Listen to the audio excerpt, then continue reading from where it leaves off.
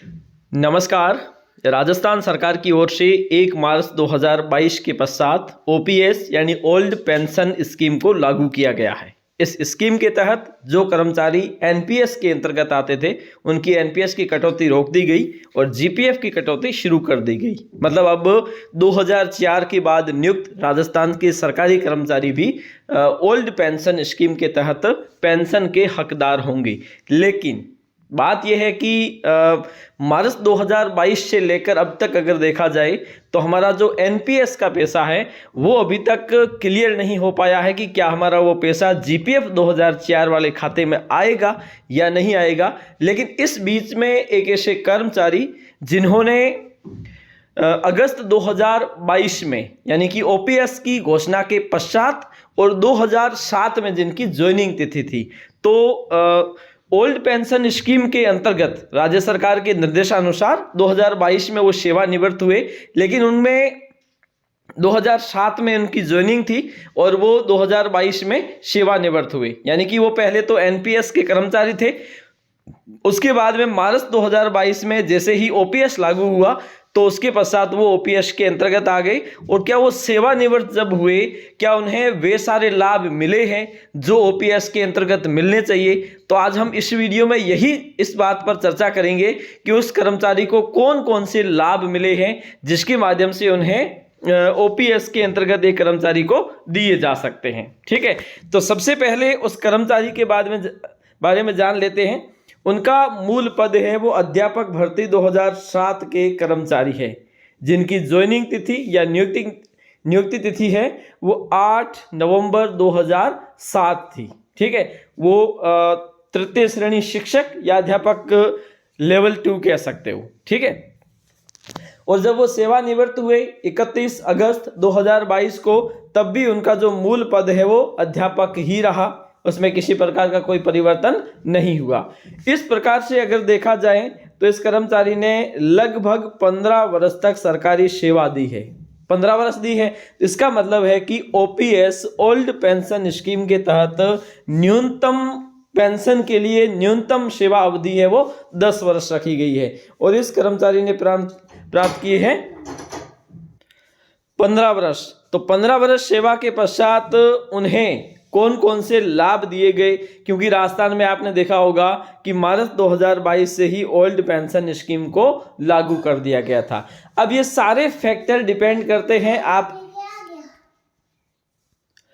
उस कर्मचारी को जिसकी सेवानिवृत्ति हुई है उसका अंतिम बेसिक क्या था, सारे फैक्टर काम करते हैं। लेकिन हम उस सारे कैलकुलेशन पे नहीं जाएंगे, हम ये समझेंगे कि उस कर्मचारी को ओल्ड पेंशन यानी कि जो 2022 में राजस्थान सरकार की ओर से घोषणा की गई है, क्या उसके अंतर्गत वे सारे लाभ मिले हैं या नहीं मिले हैं। ठीक है, तो उस कर्मचारी ने जब 31 अगस्त 2022 को सेवानिवृत्ति ली तो क्या एक ओल्ड पेंशन स्कीम के अंतर्गत आने वाले SI, GPF, commutation, PL, gratuity और पेंशन का भुगतान किया गया है या नहीं किया गया। ठीक है, अब सबसे पहले बात करते हैं कम्यूटेशन का। तो कम्यूटेशन राजस्थान सरकार के सेवा नियमों के अनुसार कोई भी सरकारी कर्मचारी जब सेवानिवृत्त हो तो उस समय अपने मूल जो अंतिम बेसिक है पेंशन की, उस पेंशन की बेसिक का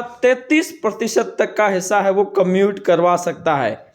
तो अगर देखा जाए इस कर्मचारी की जो मूल पेंशन है या फिर पेंशन का जो मूल है बेसिक है वो था 13,206 रुपये।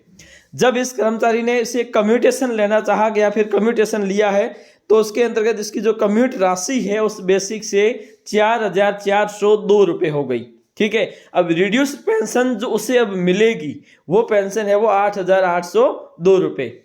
ठीक है, तो ऐसी स्थिति में अगर देखें तो ये देखा गया है कि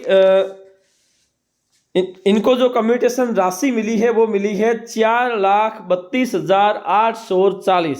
ठीक है, और कम्यूटेशन राशि डिपेंड करती है आपके अंतिम बेसिक पर। अंतिम बेसिक, उसके बाद में उसका अंतिम पेंशन और सेवा की पूर्ण अवधि कितनी है। तो इन्होंने केवल 15 वर्ष तक ही राजकीय सेवा दी है, तो ऐसी स्थिति में इनका अनुपातिक रूप से वो पेंशन कम्यूटेशन कम बना है। ठीक है, अब उसके बाद में एक ग्रेजुएटी होती है। कोई भी सरकारी कर्मचारी जो लगातार या फिर न्यूनतम 5 वर्ष तक सरकारी सेवा में है तो वो ग्रेजुएटी का हकदार होता है। ग्रेजुएटी की अंतिम सीमा सरकार द्वारा समय समय पर निर्धारित की जाती है। पहले ये 10 लाख थी, अब जिसे अब बढ़ाकर 20 लाख रुपए तक कर दिया गया है, यानी कि अधिकतम 20 लाख रुपए ग्रेजुएटी के रूप में दिए जा सकते हैं। और ये भी डिपेंड करता है आपकी अंतिम बेसिक प्लस आपकी सेवा अवधि पर। अगर सेवा अवधि 28 वर्ष से कम है तो ऐसी स्थिति में आपको उस अनुपातिक रूप से ग्रेजुएटी कम मिलेगी, और 28 वर्ष से ज्यादा है फिर आपके डिपेंड करता है आपकी अंतिम बेसिक पर। पीएल का नकद भुगतान है वो सभी कर्मचारियों को दिया जाता है। जितने पीएल आपके खाते में शेष है उस खाते को तत्कालीन जब वो सेवानिवृत्त हो रहा है उसके अनुसार उसका भुगतान कर दिया जाता है, बेसिक और डीए के अनुसार।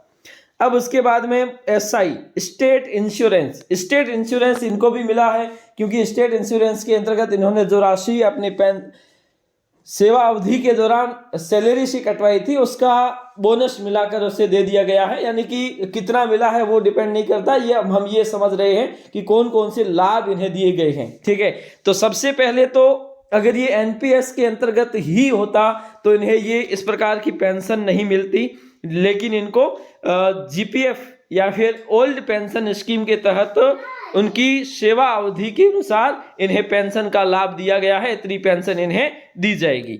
ठीक है, अब उसके बाद में है एसआई है वो मिलेगा, लेकिन अब बात रहती है कि क्या एनपीएस का जो पैसा था जो इन्होंने अपने सेवा काल में कटवाया था क्या वो उन्हें मिला नकद जीपीएफ के रूप में या नहीं मिला। तो इसकी जो फाइल है वो आगे भेजी गई है। हालांकि इसका भी भुगतान कर दिया जाएगा, लेकिन इसमें थोड़ा सा समय लग सकता है, लेकिन ये भी अंततः इनको भुगतान किया जाना है। तो आप यूं समझ सकते हैं कि राजस्थान में ओल्ड पेंशन स्कीम लागू होने के पश्चात चाहे भले ही हमारे एनपीएस का पैसा हमारे जीपीएफ खातों में नहीं आया हो, लेकिन इस अवधि में जो भी कर्मचारी सेवानिवृत्त हो रहे हैं तो उन्हें पूर्ण रूप से ओपीएस के अंतर्गत मानकर ही इन्हें सेवानिवृत्त किया जा रहा है। तो राजस्थान सरकार के कर्मचारी जो एनपीएस के अंतर्गत थे, जिनकी सेवा प्रारंभ है वो 2004 के पश्चात हुई थी, उन्हें मूलतः ओपीएस के अंतर्गत ले लिया गया है। अब हमारी कटौतियां भी शुरू हो गई है, तो धीरे धीरे ये जो पैसा है वो एनपीएस के से निकालकर हमारे जीपीएफ खातों में डाल दिया जाएगा। तो आज के लिए इतना ही, धन्यवाद।